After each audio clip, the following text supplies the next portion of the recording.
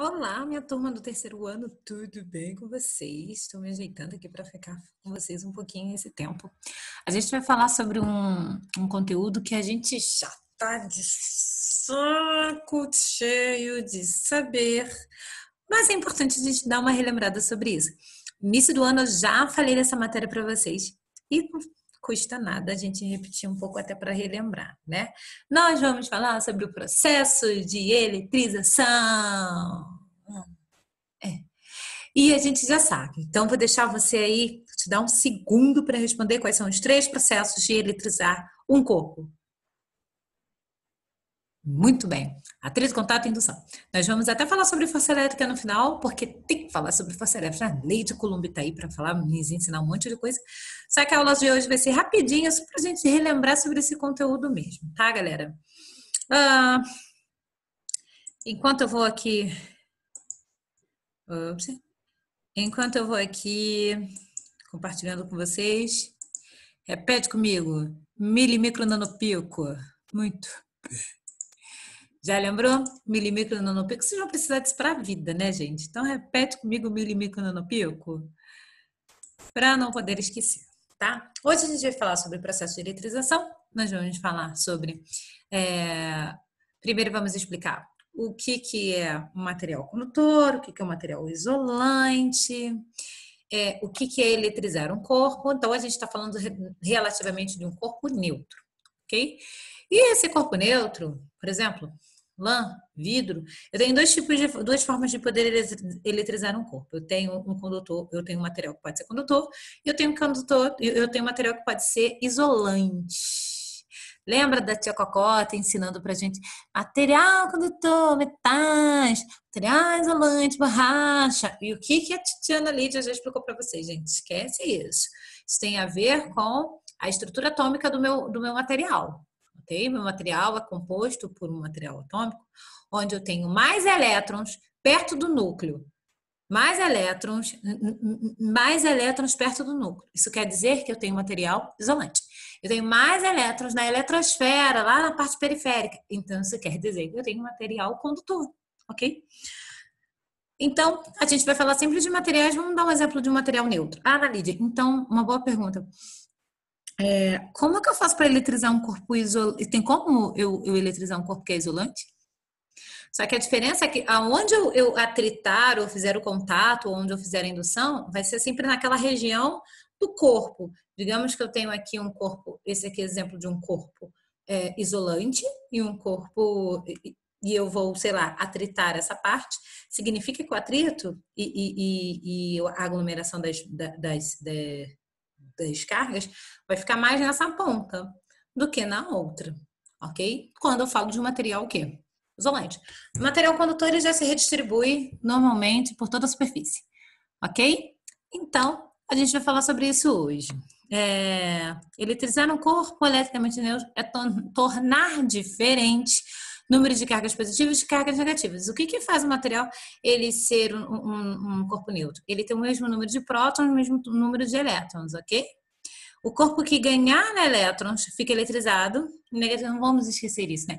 Ganhei elétrons. Elétrons a gente chama de carga negativa. Então, se eu ganhei elétrons, é porque eu estou com excesso de cargas negativas. Se eu perdi elétrons, é porque eu fiquei com mais. Eu tendo a ter a carga mais positivas. Lembrando que não, o próton ele não se mexe. Quem se mexe sempre vão ser os elétrons. Tem as questões aí que são sofríveis, que falam que o próton se moveu e nananã, e não tem problema, né? Se a NASA falar que a gente aceita.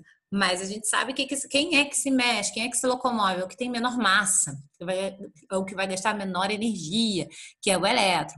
Então, ou um corpo tem excesso de elétrons ou ele tem falta de elétrons. Quando ele tem falta de elétrons, é porque ele tende a ser uma carga, ele tende a ser um corpo mais positivamente carregado, ok? Para isso, a gente tem uma série triboelétrica, lembram disso? Para mostrar quem são o corpo, né, o material que tende a ter menos elétrons e aqueles que têm mais elétrons. A gente vai chamar de carga positiva. Pronto. Carga negativa, elétron. E o corpo neutro, que é o que a gente está falando aqui? Corpo neutro, vamos esquecer a ideia de que o corpo neutro não tem nada dentro dele. Ele tem exatamente a mesma quantidade de cargas positivas e negativas. E por isso eu chamo ele de corpo neutro, ok? Tanto que eu consigo eletrizar um corpo neutro? Se não houvesse nada, como é que eu ia eletrizar? Então, sim, eu consigo eletrizar um corpo neutro, tá bom? Então, um corpo que cedeu elétrons, obviamente, ele está perdendo aquela carga negativa, então ele tende a ficar mais positivo. Então, ele fica positivamente carregado. Um corpo que está recebendo ou tem excesso de elétrons, ele é um corpo negativo. Tá aí a série triboelétrica, onde tem um corpo que tende a ter mais cargas ou menos cargas, ou seja, aqui eu tenho excesso de cargas negativas e falta de carga negativa aqui em cima, o que faz com que o corpo seja mais positivamente carregado, ok? Tá aí a substância. Vidro, lã, algodão, metal, ó, eletricamente carregado, metal, melhor condutor a nível macroscópico. A nível nanoscópico, a parada muda. Mas agora não se importa, né? Vamos continuar aqui. Então, o que a gente chama de condutor elétrico? Todo material que permite a movimentação da carga de elétrons no seu interior. Então, isso é um material condutor. Ó, que beleza, Ana. Quais são os exemplos de material condutor que são comuns? São os metais, tá? Por quê? Porque ele tem um excesso de elétrons livres que consegue mudar de uma camada para outra. Lembra aquela KLM? Então, são essas camadas que esses elétrons livres conseguem se soltar. Por isso que eu chamo um corpo de carga de material condutor. Tá aí uns exemplos de material condutor: ouro, latão, bronze, aço, chumbo, cobre, alumínio, ferro, prata. Ok? Então, eu conversei com vocês que o melhor condutor é prata, né? Lembra disso? E o isolante, Ana? Denominamos isolante elétrico todo material que não permite ou dificulta a movimentação das cargas elétricas no seu interior, ok? Então, não existe um isolante perfeito. Qualquer substância pode se tornar um material condutor, se eu aplicar os processos corretos, ok? Mas o que a gente chama, olha a fita isolante aí, né, cara? A fita isolante está aí para a gente ter o exemplo do que é isolante. Aí tem aí todo o material, borracha, que a gente usa para poder ser um material isolante. Aliás, se você está no meio de uma tempestade, aquela foto ali é bem significativa, eu adoro falar isso para vocês, porque tem gente que não sabe, isso me assusta. Tempestade, vamos esconder debaixo de uma árvore? Acho que foi a última aula, né? O poder das pontas. Pelo amor do Senhor, não façam isso, ok? E agora a gente vai começar os nossos processos de eletrização. A gente vai começar por eletrização por atrito. Eletrização por atrito, gente, é bem tranquilo. Tem uma musiquinha que eu adoro. Vocês já conhecem. Pachecão ajuda a gente na hora da prova, gente. Pelo amor de Deus. Não vamos pro time que tá ganhando. Vamos lá pro Pachecão, coloca lá no YouTube. Corpos Aflitos, o nome da música, tá? É um frevo. Então vai lá, dá uma escutadinha depois dessa aula que vai massificar. Faça uns exercícios depois dessa aula que vai ficar manso. Então vamos lá. Eletrização por atrito. O que acontece? Já acontece pela própria palavra, né? Atrito. Vou pegar um corpo, vou atritar. Não estou encostando, não estou induzindo. Eu estou atritando. O que acontece na eletrização por atrito, né? Os corpos têm substâncias diferentes. Eu vou dar um exemplo de lã e vidro, que são corpos que são inicialmente neutros, ok? Então, o que eu vou fazer? Eu vou desestabilizar essa neutralidade deles, ok? Atritando um corpo no outro. Após a eletrização, o que vai acontecer, gente? Eu vou ter um corpo que vai ter um corpo que aí eu dependo da série triboelétrica para poder dizer, porque determinar isso a olho nu é complicado, mas eu vou ter um corpo que vai ficar com carga positiva e eu vou ter um corpo que vai ficar com carga negativa. Digamos que ele tem um coulomb. Então, um corpo, digamos, a lã, vai ficar com um coulomb positivo e o vidro, menos um coulomb, ok? Ou seja, eu tenho o mesmo valor, mas com sinais opostos. Para saber quem que vai ficar positivo e negativo, série triboelétrica. Somente assim, ok? Então, tem aí ó, um exemplo para vocês, esfregar vigorosamente, um pedaço de lã. A gente fez muito isso em sala de aula. Dá para vocês fazerem com a caneta no cabelo, caneta com papel higiênico, tá?